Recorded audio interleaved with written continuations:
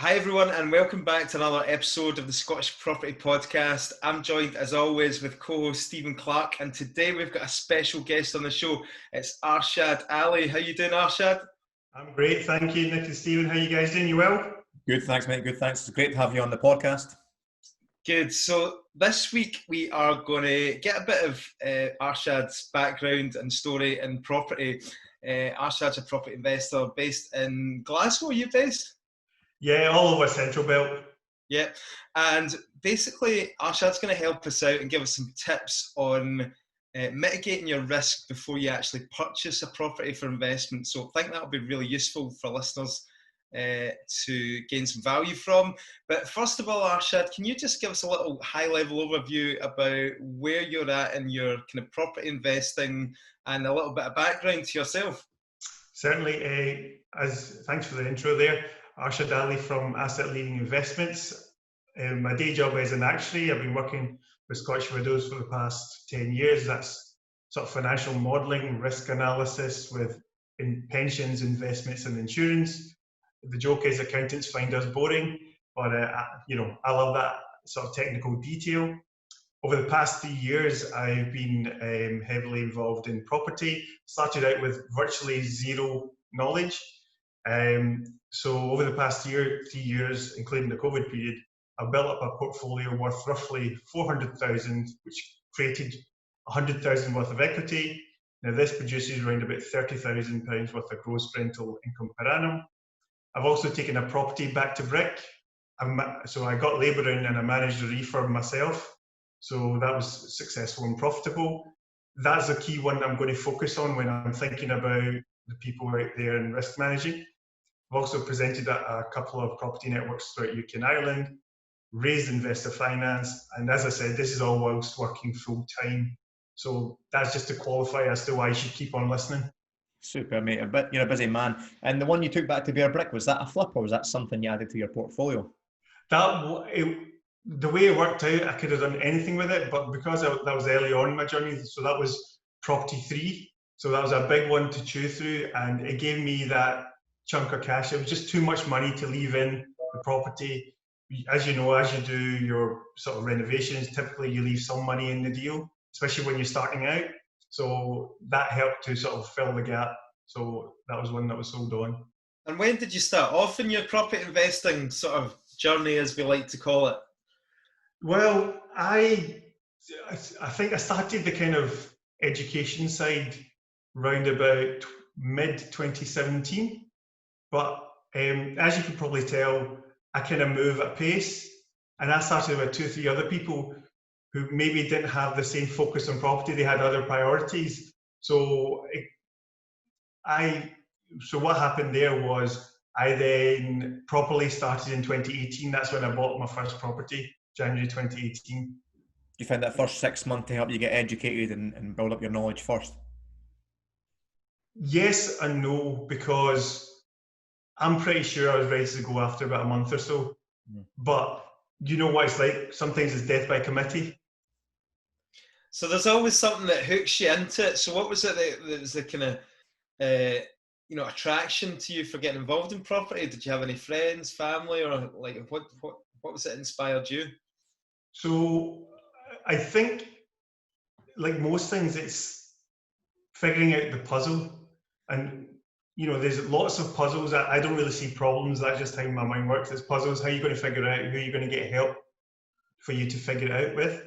So one of the puzzles was back in 2016, I broke my back. So for 9 months, I couldn't stand, I couldn't sleep, I couldn't walk. So I had to relearn all of that. And that kind of put me in if this happened again, and during that period, I did have concerns about my job at work. So it then became incumbent on me to mitigate that risk.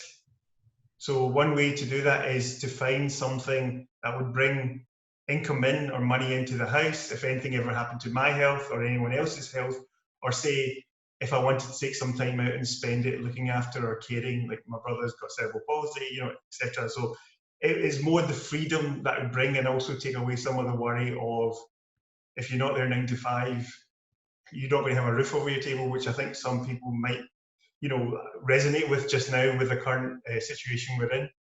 Yeah, wow, that's some big reasons why. How did you manage to break your back?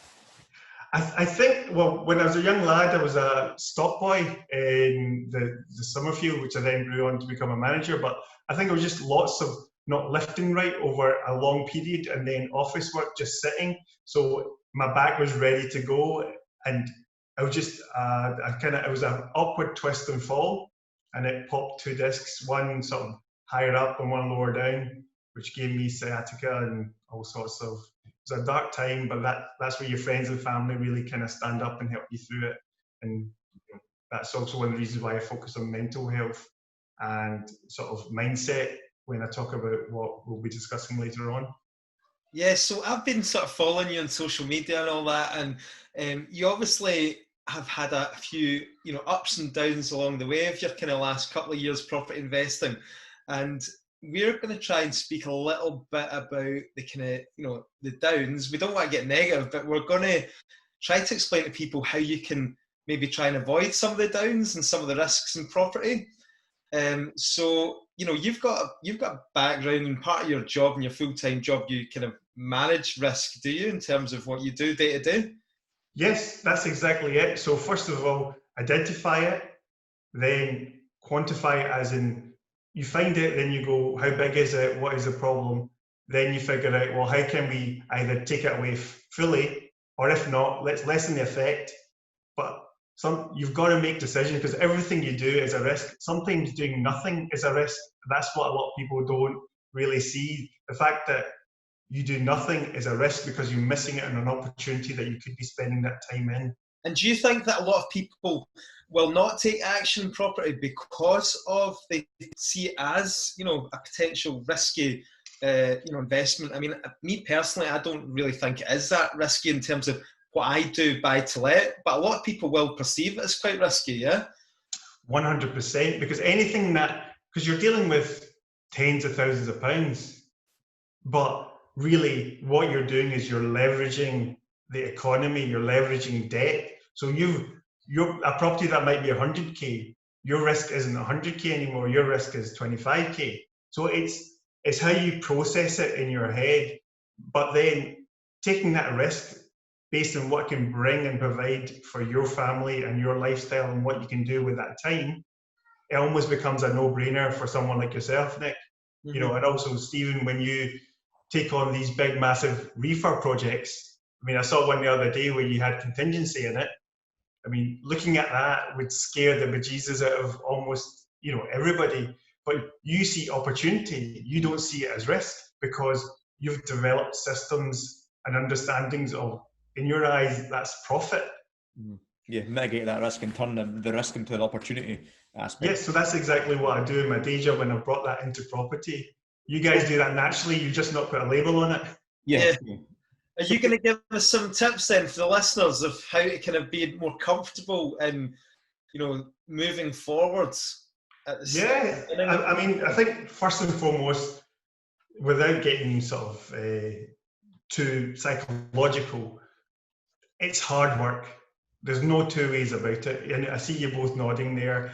If you want it, you've got to work hard, you've got to work smart, you've got to work wisely. But in order to get that, you don't get to there automatically. You've got to step your progress up. So everyone's got that inner voice, and that inner voice whispers a lot of doubts at you. You can't do this, or what of this, or what of that. So you need to really learn to identify it and hear it and go, I get that, but here's what I've done. So now let's get on with it. So here's the sort of steps I've taken to. So if you see a building leading, you go, well, I've got a structural review. I've got a specialist out. So all of a sudden that doubt is ticked off. So it's that self-doubt. The other thing along with that is opportunity cost. If you're not going out there, is it just going to be another hour of Netflix? Mm-hmm. What is that adding to your life? So what does your process look like then, Arshad, when you're looking for a deal and you're looking to appraise a deal? Have you got a kind of, you sound like a guy that's going to have a very step-by-step methodical process for appraising a deal. Yes. So for me, like if you go back to simply for looking for a deal, last episode, sorry, 2 episodes ago, you spoke about sourcers. That's where my main sort of funnel comes in. I don't have time to go visit property because I've got a full-time job. For me, my main process is find the money, get the deals, analyze the deal, make sure it ticks my boxes. So going back to, so I've got sources, but you have to do due diligence on sourcers because, I think we're having this conversation about what's going on, whether on the Scottish Property Podcast Facebook group about sources just now. It's quite a heated topic, so I'll just dive into it. So I take what they say as, thank you very much, have a rough idea of what my numbers are. I've got a spreadsheet that I'll plug some in, but I've also sort of trained my mind to kind of see it within a minute or two. And then if it ticks those boxes, ticks my risk threshold, I will then go into greater detail. So for instance, they say, we're going to get you it for X. I'm like, okay, that sounds good. They say the refurb is going to be, say 10K. I don't really care what their cost is for the refurb because I know, for instance, Stephen, a 10K refurb for you is a whole different beast of a 10K refurb for, say, someone like myself or someone that's just starting out. Mm-hmm. So you want to know what is involved or what they think is involved. And a quick win with that is if there is a home report, look at the threes. That's just a glaring, obviously I know a lot of people say home reports aren't worth the paper they're written on, but they do have certain value, for instance, for mortgageability. So it's just a necessary evil if you feel that way. So that also you've got comparables. So comparables is not only, when they say this will be worth X, Y, Z, you'll go, let's go on Rightmove, see what properties are selling for in and around that area, quarter mile. If it's broadly in line what they've said, because remember they always sprinkle a little bit of toppings onto the number, which is fine, but it's your job to qualify those numbers that they put on that sheet in front of you. Also, when it comes to do a Google walk the street, see what the other houses are like when you're qualifying demand. Is there demand for the property that you're going to bring to the market, or is it just general demand? If it's demand for 2-bed, 3-bed, and you're bringing a 1-bed, that's not going to work, is it? So it's that kind of, you take each line and you treat it with a pinch of salt, and there's ways to go about checking it. Also, you've got the Scottish Land Registry for comparable prices. Now, that won't show you pictures of what the property looks like, so that's where you have to merge Scottish Land Registry, Rightmove pictures. So a quick example would be, you go on Rightmove, you see a property, it's an absolute state for 70K. So you go, well, if I do this up, typically one that is an estate costs 70, so mine might be worth 80, 90, so on and so forth. So is that taking those logical steps and just building that picture of the deal? That's just on the paper before you even stepped out your house. So I think what I hear you saying there is, obviously, if you're working with a deal sourcer, then you've got to do 100%, and we've said this before, but do your own due diligence and go over all those numbers. Don't just take that as that's the way it's going to work out, because that is risky, basically. And the problem that a lot of people have, right? See, if you're starting out and you've never done anything property at all, see this refurb costs, that's the number one thing where a lot of people struggle, because you can go on and find out comparables on Rightmove and all that. You can find out what other things have sold for. But when you've got no experience and you start out and you don't know how much it's going to cost for a new kitchen, you don't know how much it's going to cost for a rewire, do you have any tips where people can get figures put down for the refurb to kind of basically mitigate that risk? Yeah. I mean, that's exactly why, because when I did the project Back to Brick, I had not a clue what anything was going to cost me. And that was one of the big things holding me back as to whether I should do it or not. So I simply got a spreadsheet off of Google that went, here are the things that you're probably going to need. And then I went away and researched off of Google, phoned tradespeople, and spoke to my network to get a rough idea of all the things I'm going to do. So if you know you're going to get a kitchen, well, you're going to need someone to do that kitchen. Well, why don't you ask the person that you're going to get to do that kitchen to give you an idea of what it would cost? And that's just, and the thing is, the more you do, the more you learn, and the better your prices get. So in the very first one I did, it was you're going to laugh, and I laugh at it when I look back. It was a 1-bed. We did a kitchen, painted it, decorated it, and the bathroom. I replaced the boiler. That was 10K. Now, looking back now, it makes me laugh. But what I learned from that and where I am now is because I went out and paid it. So you will pay more at the beginning. Suck it up. It's just part of the deal of learning. I think that you hear some people talk about, go out to the viewing with your builder, but I just don't see that as kind of like practical. People are going to get pissed off because you're wasting their time, because if you're going out to lots of viewings, like, the builder's going to get bored after the second one because he's like, have you not bought anything yet? Do you know what I mean? Exactly. I agree with you exactly, because as you both know, and from what I've seen, you guys are non-stop and you're in the business. You don't have time to waste, and you don't, you're there to help support, but you don't have time to waste. So what you do then is, and comes back to managing your risk, don't buy a property that requires structural work.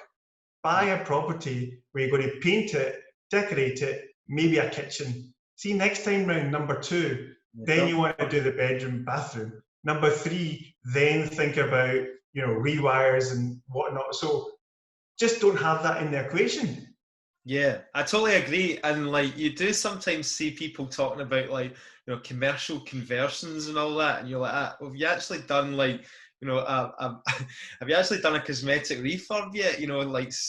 Like start at the beginning, cut your teeth and build up. When you've done 3 properties, what stage did you do the back to brick one? Was it the... Well, actually, we're on number 8 in the background, but it was those 3 that I felt would add the most benefit to the conversation. Right. Sorry, okay, got you. So that was actually number 3. So that was a big... At the time, I had a lot of doubt about it because I wasn't sure whether it'd be profitable. But I knew for a fact that I would learn a hell of a lot. So one of the reasons I deliberately got labour only was it forced me to learn about materials, about ordering the materials, about ordering, the timeline. And I knew I wouldn't get it right, and I knew I wouldn't get it perfect. But that's not the point. It's a really good point, actually. Sorry, after you. Sorry, no, go on. I was just saying it's a really, really good point about being that labour intensive on your refurbs and kind of working your way up to the point where you're taking on a back to brick and you're ordering materials, because the nitty gritty teaches you so much. You don't need to do it every time, but at least having an understanding of doing it, and understanding that when you buy a kitchen, you buy, decorating panels, you buy a door, you buy a handle, you buy a hinge pack. If you don't understand in that level of details, you can quickly get the wool pulled over your eyes when you go on to the next bigger projects. Exactly, because complacency kills your profit in this business. Like, it's just one of those things that I am of the sort of view that you want to learn from the ground up, and then you want to start letting things go as you get higher up. So that way you've got a solid foundation, and when you question someone, you can see it in their eyes whether they get, your level. It's that instant respect that you're not going to get a horrible quote sent at you that someone's just trying to see what sticks at the wall, kind of thing. So going back to that, back to brick. So the important thing for me was, yes, I wanted it to make money. Yes, I wanted it to be profitable. But I knew the learning off the back of that, probably for the next 5 to 7 years, would be worth round about 500K to me. And I know that sounds crazy, but so far it's actually not bad off what I thought it'd be. So don't necessarily think about profit on your first property project. Think about what you could do and where that sets you off and that gets you started, because otherwise you'll forever be waiting for the perfect project or the perfect property. I've got something similar that I kind of relate to as well, and it was for me, one of my big goals or my ender goals in property was to level up, to build to rent, build blocks of flats to hold them, or build bespoke, family homes to sell on and make decent profit and become a better house builder. And I managed to mitigate the risk on my first new build, and I've spoken to Nick about this before, is use the strategy of the buy-to-let. Found a house, buy-to-let with a bit of land on it. The buy-to-let worked as a standard buy-to-let, leave no money in the deal, little refurb, get your end value back out, you know, a BRRR, you know, there's the money, but it left me with a plot of land, you know, a 0.3 acre plot of land, which then I got planning permission on for three bedroom houses. And so I'm in this deal with a free bit of land to build houses. I've also joint ventured with a partner who had the funds to finance it. So there was no finance cost, there was no land buying cost. And the full reason, and I still attest to this, I don't care whether I make profit off this deal.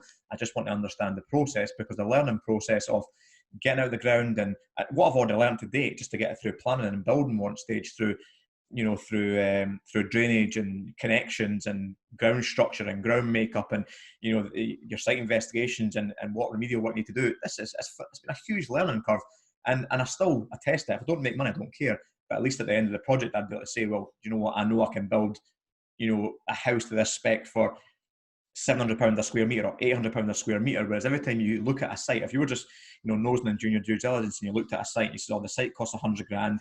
I've been to a QS, I've been to an architect. A QS tells me that this will cost you £1,200 a square metre to build. As soon as you plug your numbers in a spreadsheet, you lose money. You go, this doesn't make sense. No one can make money doing this. So there's obviously a way that people are making money, and it's by having the knowledge and experience to project manage it and build the house yourself. And if I come out at the end of this development and I say, here's my square meterage building, that's worth its weight in gold for me. If I, like you said, if it takes you 5 years to make the 500 grand, then that project's been so worth it. I mean, I can hear it and sense it in the excitement that you're passionate about what you're doing. You know, like the BRR in itself, so that's buy, refurbish, refinance, buy to let, that in itself is an achievement of, say, your former self, or say when you were starting out in property. Whereas for you, it's the excitement of what, because now you understand what you can do with the knowledge, is that you just are going to keep on building A, the knowledge, and B, the properties, you know. So what did you learn out of that project? You went straight back to bare brick. What was your biggest learning curves, and obviously the biggest pitfalls and stuff that pained you, but obviously you learn and grow from it? You become a counsellor, you become a psychologist for all the trades involved, and you're dealing with everybody's. Did you get with people dirty, or did you get in there and get stuck in with any of the work at all? I'm afraid no. I did my time in the shelves when I was young. So plus, I also work full time, so it's just not feasible. But I am very hands-on with, as I said to you, with the material. That's something, and also sort of site visits. So you almost become like a therapist for people, because ultimately you want something from everybody, even though you're paying them money to do something for you. You have to like go through the preamble, and I know it sounds like I'm not sort of really selling it, but effectively, as much as people say property is bricks and mortars and numbers, ultimately it's a people's game, it's a people's business. I mean, look at, for instance, ourselves. It was a comment off of Facebook, that's why I'm here, because you make yourself easy to work with, you know, and that's what leads to kind of success. So going back to the Back to Brick project, the toughest thing you'll probably find is managing all the moving parts. So what you need to have is a schedule of works. So that way, you know, this week X, Y, Z needs to be done. Next week, you know, A, B, C needs done. But if you've got like a D, E, F in week 3 and that needs material, you need to order it in the first week. So a schedule of works really helps. So I had it pinned up on the wall. And also what it does is it makes the conversation with your builder and your team so much easier when you go, we're expected to be here. We are, great, here's your money. We're not, okay, let's have a conversation around this, because you always want to make sure that your team is paid, but at the same time, you don't really want to get too far ahead of the work with regards to how much money you put across, and that, you know, keep them hungry for the money, so they're still keen to do your job, and it's a priority. Yeah. Yeah, but you don't want to be too stingy, because so I never mess about with people's money, because ultimately that's food on their table, and that's actually a strange phenomenon in this industry. A lot of builders I speak to, they struggle getting the money off of people. So if you pay on time and with respect, then that shoots you right up with them wanting to work with you again. What's your experience been, Stephen, with regards to the trades?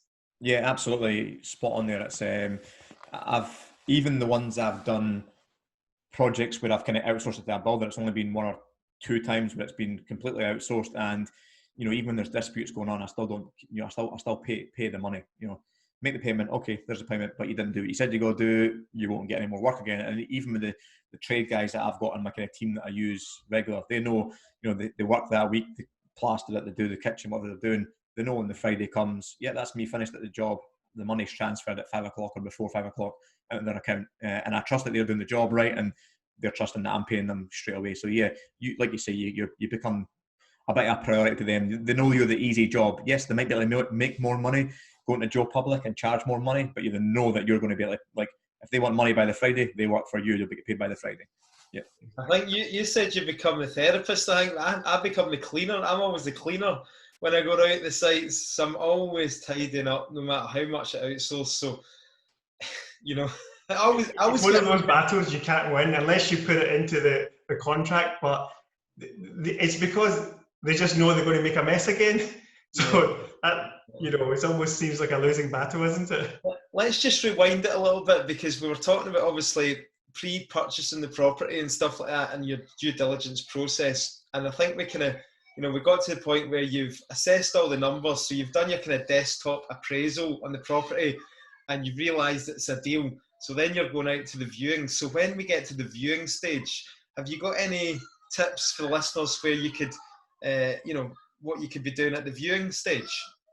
Yep. So before you even go into the property, so one of the top tips is take a picture of the front door before you take any pictures of the property, because that means if you're like me, your phone is just full of rooms and so if you've got a picture of the front door, you know what house it kind of relates to, what number it is. I see you both smiling there, kind of thing.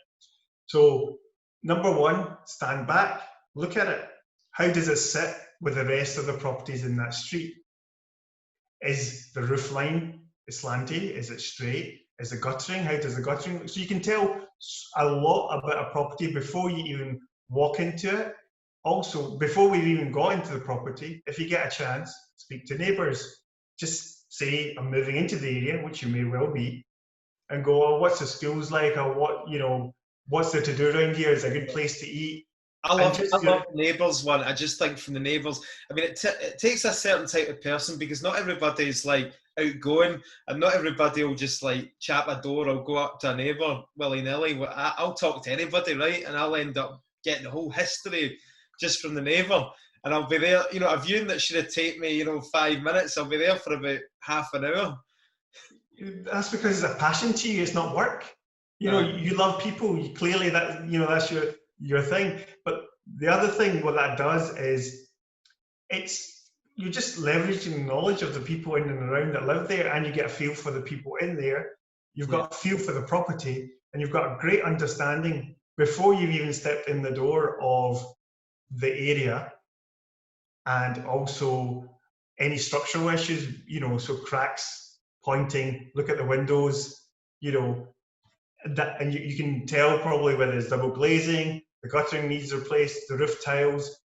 And that's before you've even stepped into the property. And you can actually do some of this stuff, believe it or not, on Google Maps. Yeah. Google Street View. So it's that kind of, is it in line with what you think you're going to be?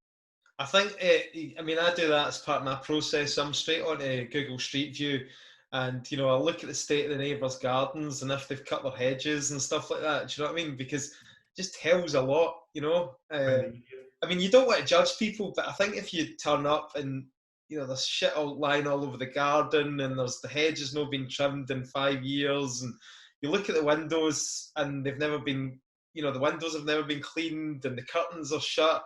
And I think you've got to kind of think alarm bells. So I think you're absolutely right. And you can do a lot of that from Street View. Exactly. So then as you're moving into the property, if the door's left open before you come in, that sometimes is a warning sign for me for, is there been damp and they're airing the place out? So that, have a sniff. I know that sounds crazy, but you can smell, because your nose is very powerful, you can smell whether something's off or not. What are you sniffing for? Well, you're sniffing for profit. That's what you're sniffing for, my friend. So essentially, it's that kind of damp, musty. Say if someone's left some clothing on a radiator for a long time, or that's the kind of smell you want to. If you sense that, then there might be some underlying issues with regards to damp. I do know people say there's damp meters, but I don't. Calibrations and whatnot, you can make anything, like the meter before you go in. Oh, there's damp. You just rely on your sniff meter, your smell meter. Yes, God bless me with this honker. So, and then they're powerful, aren't they? Exactly. It can take you back instantly to a certain. So that's why. So when you go in, you can get a smell for the place. Then, as you're looking around, you want to look at things like, is there cracks in the wall? Don't worry about the cosmetic stuff. If it's old swirly carpets, and if the bathroom's in a bit of a state or the kitchen's in a bit of a state, if you're replacing them, don't worry about them. Yeah. So you want to keep an eye out for things that you're not good at assessing and judging. Things that you're not assessing and judging are things like that structural and damp. Those are the two biggies that you want to keep an eye out. Everything else can be easily, within reason, repaired or changed or upgraded. That's an interesting point. Because I think from my point of view, I'm not really that concerned about the inside of the property, because I know that I can really do whatever I want with that, and I can make that amazing.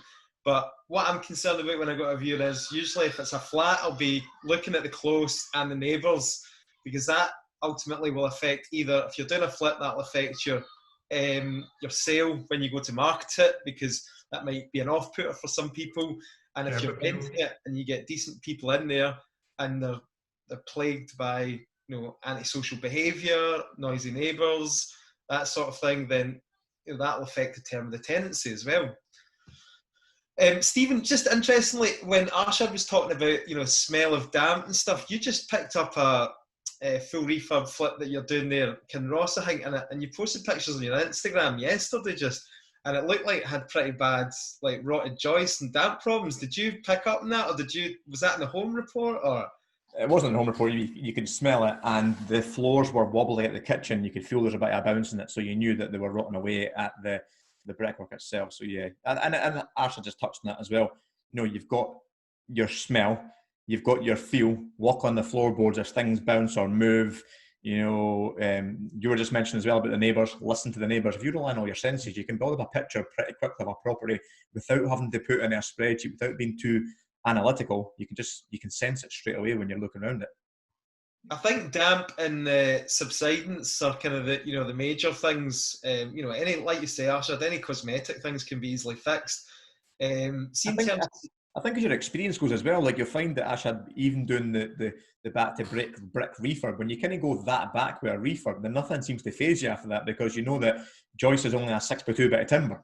How much does a bit of timber cost? 30 quid. So really, if you've got rotten joist, like the project I've just discovered in Kinross, then it's a couple $100 worth of timber and floorboard. However, if you didn't have the experience and you panicked and you allowed a builder to come in and do it, then if they maybe sniffed that naivety, then yeah, maybe they could have quoted you a lot of money, or you could have panicked and thought it was a lot of money and not offered as much as you should have on the property. So yeah, I think that does come down to experience and getting in about that size of refurb.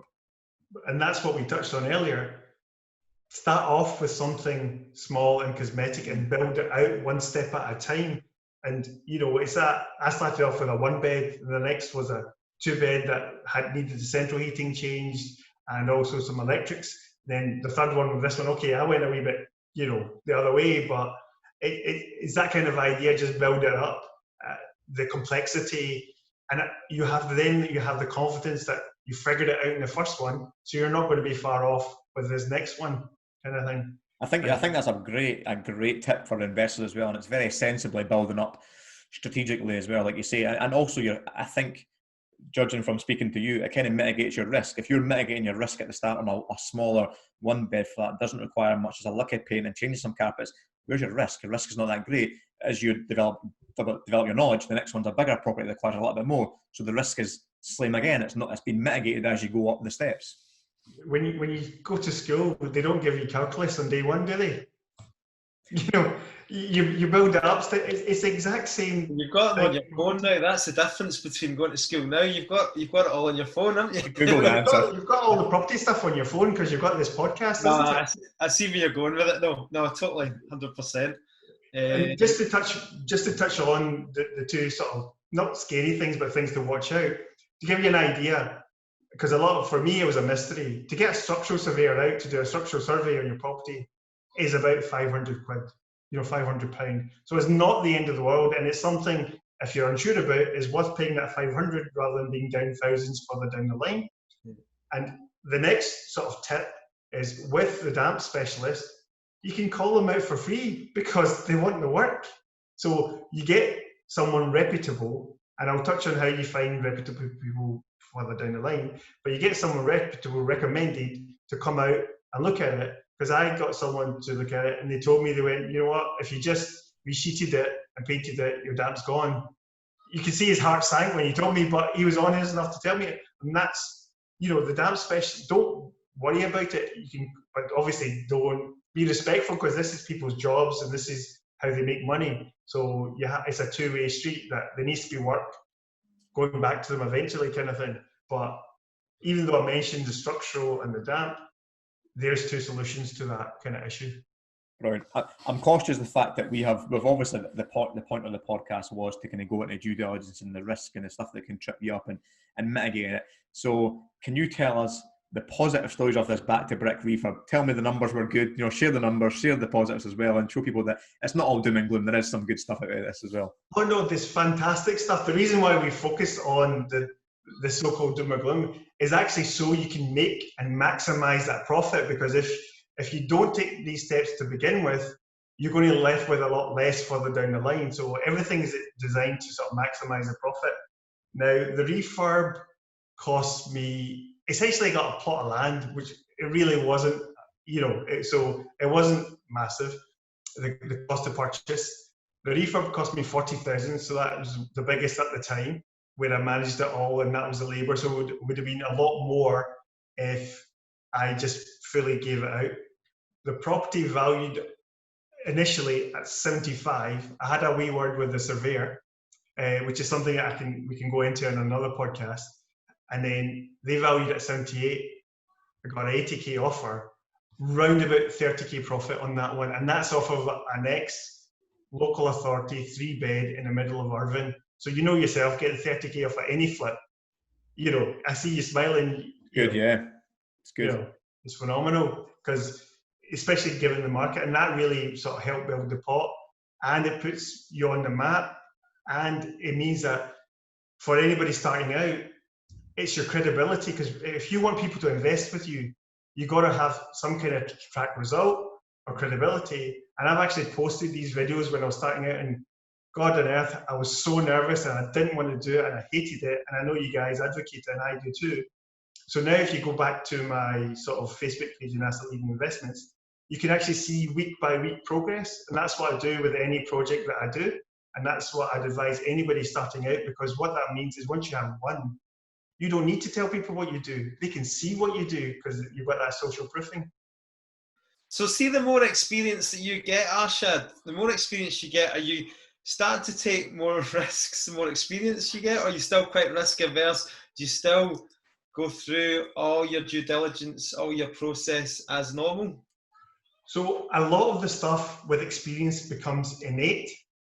It's one of the reasons why I never use a calculator when I'm working out numbers, because I want my mind to be able to, if it's 100k, 75k mortgage, that kind of idea. If I'm going to go into a property, I know what I'm going to be offering. I can add up the refurb in my head. So I never skip the due diligence. I never skip the risk element, because for me, I've got a great thing going, and you guys have got this too. So it's incumbent on you to make sure that you don't take any unnecessary chances to lose that. I see you nodding, Stephen, there. I mean, something you want to jump in? And you're only as good as your last product as well. If you do fuck one up and you lose money, then that's the one that kind of sticks with you going forward to the next one. So yeah, you're right. It's a process. I do get what you're saying. I was smiling when you were saying that as well, because I'd done exactly the same for a couple of year period there. I developed my spreadsheet that worked out my numbers for me, plugged plugged in my purchase price, plugged in my home report, plugged in my refurb cost, which you can kind of get from experience quite quickly, and the rest of the spreadsheet worked out. Here's the profit for a buy to flip. Here's the money left in the deal, and here's the monthly cash flow. So it done it all for me. And for a couple of years, I felt quite lazy because I'd kind of developed a system that made it very quickly to appraise properties. But it was when you were going to closing dates, you had to be very quick. You know, salt on Wednesday, it's going to closing day on Friday. You had to know exactly what you're going to offer and how you could get it. And when you were saying that about actually don't use a calculator, get in and do your numbers, you've got a really good point there, actually. And I find myself guilty of that in recent years as well. Just plugging in a spreadsheet, does it work? Yep, go for it. Rather than, no, let's make sure you've just gone. But that's a great starting point to get you going. And this is what I because listen, it was only 2 years ago, I didn't really have a clue about any of this stuff. So it's just continuous improvement, just learn a little, speak a little. Like, I think, Nick, you asked me about networking a while back, and that's something that I would heartily recommend anybody starting out. Go out there, be amongst people, ask questions, be helpful without expecting anything back. And that's what really helped push and promote you further in this sort of the property world. I liked you talk about your back to bare brick one as well, because I think there's a really important, and I think I'll know the answer before I ask you the question, but if you go out to buy, you know, a property to add to your portfolio now, does anything scare you or anything intimidate you about the process of a refurb now you've done that size of a refurb? The answer is nothing scares me because I've built up that experience over time. Whereas in the very first project, the water tank was leaking, and I almost had not a meltdown, but I'm like, oh my God, I don't know how much it's going to cost. What's it going to do? You know, we need a new boiler. Oh no, I haven't budgeted for it. You know, it's that kind of, whereas now you just kind of roll with the punches. So for instance, today, my builder informed me that one of the properties that I've got is, we're going through the refurb just now. It was originally a one bed and they'd taken the kitchen out and they'd done a horrible job of making it a kitchen diner, but you couldn't see it because of configuration. So they're knocking down walls. You know, a wee while ago that would have scared the bejesus at me, whereas now it's just a phone call and get on with it. You're totally right. I had the guys out yesterday from the mastermind group. I put in an offer on the page and look, if you want to come out and have a look at this project in Carnos, it's as bare brick as you can. If you come in and experience it and be around it, it kind of doesn't intimidate you as much because you can actually see what the makeup of a property is. And as these two guys came out, a couple of twin brothers, we were kind of knocking down walls and knocking down brick walls. We'd jumped up on the lath plaster ceilings and we'd knocked down all the ceilings to see what the bricks were all sitting on. So we had the floorboards up with everything up, so you can actually see physically, look, the bricks wall's not sitting on nothing. Push it down, and it was floating. As soon as you took the lath plaster ceilings off, it was floating. But they were like, you know, intimidated by it. Oh my God, like this would just I would run a mile away from this. But it's not that difficult when you see the makeup of it. But being around it and experiencing it, you get comfortable with that level. So what astounded me was how a house is actually made of nothing. It's space. It's more space than anything else. The space between the walls, you know, it astounds me. It stays up, but obviously that's structural engineering. You know, for instance, with roofs, is like they're meant to be breathable. So when you go up there, you're meant to feel a draft, which is counterintuitive from when you're starting out. You think surely it's meant to be wind and watertight. That's what they say. But yeah, so when I took that back to brick and then had to order the material and manage the people to build it back, you know, everything else is just a variation of that, isn't it? You've reversed engineered how to build a house basically because you've stripped it back, put it all back together. Yeah. And some people say it's actually a bit easier to deal with a back to brick because, well, you know everything that's wrong from the off rather than find it as you progress. Yeah, and I think that's why I heavily get involved in the strip outs of my refurbs, even if it's from my own portfolio or for flips, because I do think that you kind of understand the fabric of the building quite quickly. When you've ripped out all the walls and you've ripped everything out, you go, oh, there's damp under there, there's rot under there, there's that there. So a builder can't just surprise you on week 3 with, oh, we've actually found rotten timbers or damp. Nope, I know what's there because I was there stripping out for a few days. Yeah, so by the way, just as a small caveat for people starting out, don't start out with a back to brick. So, like, you've done all this risk management over the years, man. There must be times when you've made mistakes and you've messed up. So, let us into, you know, what would have been the biggest mistake you've made over the last 3 years, and how can you learn from that, and how can others learn from it? Biggest mistake, probably not starting earlier. I know that's not quite answering your question, but after that, there is no such thing as mistakes. Honestly, like for me personally, it's a learning opportunity for me. You know, I don't get caught up in it. I don't treat it like, oh my God, I'm a failure. For me, true failure is not trying, just personally. It's not trying, is not putting yourself, because if you think about it, we went through Brexit. You know, I started property investing more or less, Brexit was kicking off. Now, a lot of people have been holding back because you don't know what's going to happen. And it's going to be the same over COVID. It's going to be the same over next year. So when are you going to start? When are you going to get over your head of, you know, or are you just always going to be waiting for that perfect time? So for me, what the mistakes do is I try and understand what my head was thinking at the time, because if I would have made that same decision, knowing what I knew then you let it go, because that was the best decision I could make at the time. Does that make sense? That's good. That's good. I mean, I can totally buy into a lot of that and the mindset stuff and all that. But practically, like, I'm sure you've talked about a builder that maybe like yes. I mean, some of the sort of the schoolboy errors I've made along the way was in my first property, I paid 75% up front, day one, there you go. You know, which just now it's, you know, I laugh at it. That was to the deal sourcer, was it? No, that was to the builder for the refurb. The builder, right? Okay. So I paid £7,500 up front for a one bed that needed a kitchen, a bathroom, painted, decorated in the middle of Paisley. Now, before there was any materials on site, 100 everything. Right. Okay. So there was nothing there. So I purely paid out that based on some chat and patter that goes. So obviously now what I've learned is you stage your payments, you structure it in a way where the person gets paid on time, but it's for the work that they've done. Typically, you need to give maybe 10 or 20% maybe to get started, especially depending on what kind of builder that you get in. If you've got a small project, then they'll probably want something off you to begin with, but you've just got to manage that relationship. I take it that guy came back to do the work and he didn't. Well, they started and then they were close to folding. All right, okay. So they basically turned around and said to me, you know, you can, when you go in and you don't see progress and you start asking questions, that's one of the other things to do when you're starting out, is sort of almost weekly visits, if not more, to get an understanding of A, what's going on to improve your learning, but B, to keep an eye on things so you manage the process. But because the work that they'd done at that point was more than the 75%, I kind of used the hook of, well, if you get it finished, I can get you the rest of the money. And because they needed money, it just, you know, it's that thing about managing people, to give them a reason to help you or give them a reason to complete it. So that was one of the sort of key things that kind of always go back with, and I'm always careful with regards to builders. That's a good tip. I definitely would emphasise that point.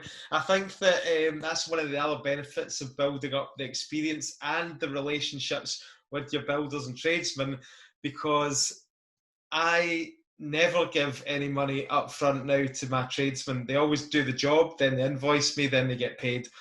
That's okay if it's like small things. Obviously, if it's a big, you know, builder's job and it's like 10 grand, then they're going to start wanting some sort of payment up front, especially if you're a new client. But like you say, just to quickly touch on the builders, I know as a pain point for whether you're experienced or whether you're starting out, is more so when you're starting out. So one of the couple of quick tips on builders is what to do is ask for a quote from 3, which is, you know, that way you can leverage knowledge from the first person for when you're speaking to the second person, so that way you don't sound as green. And then when you're speaking to the third person, you can start asking the questions that the number 1 and 2 asked you. So that, and also if you're going to ask for a quote, make sure it's the same from each person. So you're comparing. Don't tell one person I want a kitchen and the other person not, because then you can't compare like with like. The other quick check is on, are they registered with any trade associations? because that tells you that they take a bit more pride in what they do, and also a bit, as in the standards are to at least a certain level that the trade body assures. One thing a lot of people don't check, and this comes to risk, is the personal indemnity. Do they have a personal indemnity? Because they're in your house that's worth tens of thousands, if not hundreds of £1,000s. They knock down the wrong wall or they cause some damage. That's going to cost you a fortune. So you need to make sure that they have A, insurance, and B, it's valid or still in date. You know, and I think, Stephen, you'll probably agree with the size of projects that you kind of do. It's a really good point, actually, and it's something that I often don't do because of the guys I'm bringing on are individual trades and not a builder taking on the full project. But yeah, that's a really, really good point, actually. Is there any other place that you want to steer the conversation, Arshad? Because we're probably coming to the end of our time. So obviously we'll give you a chance to, give a shout out about your business and all that at the end. But is there any other bits that you want to cover? Yeah, so like I said to you guys, when I was back when I sort of broke my back, one of the big things was, it's a dark, tough place, and I'm a great advocate of mental health in general, but specifically more sort of men's mental health, because we just don't talk. It's that kind of stoic attitude, get on with it. But for me, and this goes, make a small request to the listeners, if you found value in anything that I've said, I would ask you to, if you've been, especially in the sort of situation we're in with COVID, it's quite a kind of, everyone's been in their wee bubble. If you've been meaning to contact someone and you've not, and you've been thinking about them, drop them a little text, go, all right, mate, how's it going? What's been happening? Is that just kind of reaching out? Because to you, it's just a text. To someone else, it could make all the difference, kind of thing. And if you can't think of someone, if you just scroll to the bottom of your phone and just find a name that you're not, because there'll always be someone you're like, oh, how's so-and-so getting on, or I've not been in touch with them. I know we all lead busy lives, but, take that literal 5-10 seconds to kind of drop a text to someone or a call that you haven't spoken to in a while that you've been meaning to. And if you are going through some difficult times yourself, reach out to people, whether it's a virtual coffee or a Zoom or even the Samaritans. Their number is 116-123. So if you drop them a text or a call, there's help out there, there's support out there, and that's just the kind of what I want to. Sure. What instigates that in yourself? Is it experience that you've had close at hand with family members, or is it personal experience that you've? Well, I'm the eldest of 7, so it's just that natural caring instinct is inbuilt in me, and there was a period when I thought, well, if this is how I can treat my brothers and sisters, well, how's anybody else any different? So is that kind of treat the world and how I want it to treat me, and it's that sort of, pay it forward. Mm-hmm. And the other thing was, when I was going through my tough time, it was the help of family and friends that made it a lot more bearable and helped the recovery, because I literally had to learn how to walk again. It was like each day going to the swimming pool with a flotation device to go around for 30 meters, and that was the only 30 minutes, that was the only movement I had that day. Because of that dark period, I had the support of friends and family. That's why I always say to people, reach out, speak to people that you haven't spoken to, or if you are in a dark place, and either speak to your GP or the Samaritans or even a friend, kind of thing. Cool. Right, no, that's great. So listen, I think that was a brilliant chat. I think that where a lot of people really do get stuck in property is they just can't make that initial jump. And a lot of that is because they see it as a risk that they're going to lose money. And I think what you've given us there is a kind of set of tips and processes and something that will help people overcome that. So thank you very much for that. It's brilliant. Yeah, that was really good, Arshad. It was really, I think the listeners are going to take huge value from that. Like Nick says, just getting that initial push and jump into it. Brilliant. Yeah, it's, thank you for giving me the opportunity, the platform, and you guys are doing a phenomenal job. What I had in mind was what I'd like to listen to or have heard, a couple of years back. And that's kind of, we've got a lot more on this, but that's for a future podcast. Yeah, we can sit down again in the future. So if people want to reach out to you, connect with you, where are you most active and what are you doing at the moment in your property business? So we're most active. I think you've got to say Scottish Property Podcast Facebook group, isn't it? Yeah, well, no, we appreciate you're an active member of the group, and obviously you put a lot of good content out there, so we appreciate that. Thank you. Yeah, no, listen, typically it's like if I find something of interest with regards to property, I know the angle that I'm a kind of detailed numbers, analytical guy. So I'm like, well, here you go. Here's some analysis that you probably won't have done yourself, but just bear in mind. But for me, you can find me on my Facebook page, Asset Leading Investments, my personal profile, Arshad Ali. On Asset Leading Investments business page, you can see where I take you week by week through my refurb projects. Lately, obviously, there's been a bit of a lull, so it's been a bit more about property content. And with regards to what I'm doing, it's just simple buy-to-lets as well as buy-to-flips. The reason being is I'm building that stable income that comes in regularly, because when you want to do bigger projects, one of the biggest issues that you're going to have is financing. And it's all fine and well getting a project up and running, but those monthly payments hurt when you've got massive finance on, you know. And I experienced paying close when I had a remortgage that didn't work the first time because of, well, broker issues, but another thing. But I never want that stress again. So I'm building that income, which will then go into bigger projects where, like you say, the back to brick, that's not too dissimilar to a conversion, you know, commercial to resi, or maybe even starting from the ground up, you know. So you can see how you're planting the seeds with each one as you go forward. So with your first one, to the listeners, try and go for something simple. You will naturally build up. Property is a generational thing. You know, if you take a mortgage, it's 25 years. Don't be in a crazy rush to start with, you know, step number 10. Start with one.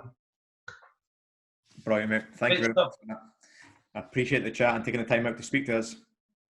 Thank you. That's brilliant. As always, guys, you can get us on the Scottish Property Facebook group where there is daily chat, debate. We're really getting a good community there. We do our Monday night Zoom call, which the link will be posted in the group as well. So that's Monday, 8 p.m. We go live every week. And we've got the podcast, which is gathering numbers as well. We broke 1,000 downloads last week, 2 weeks ago, and then we failed to get over it last week, Stephen. But now that we've got Arshad here, I'm sure our numbers will rocket again. Back up again. Pressure's on. Thanks for listening, everybody, and see you again next week.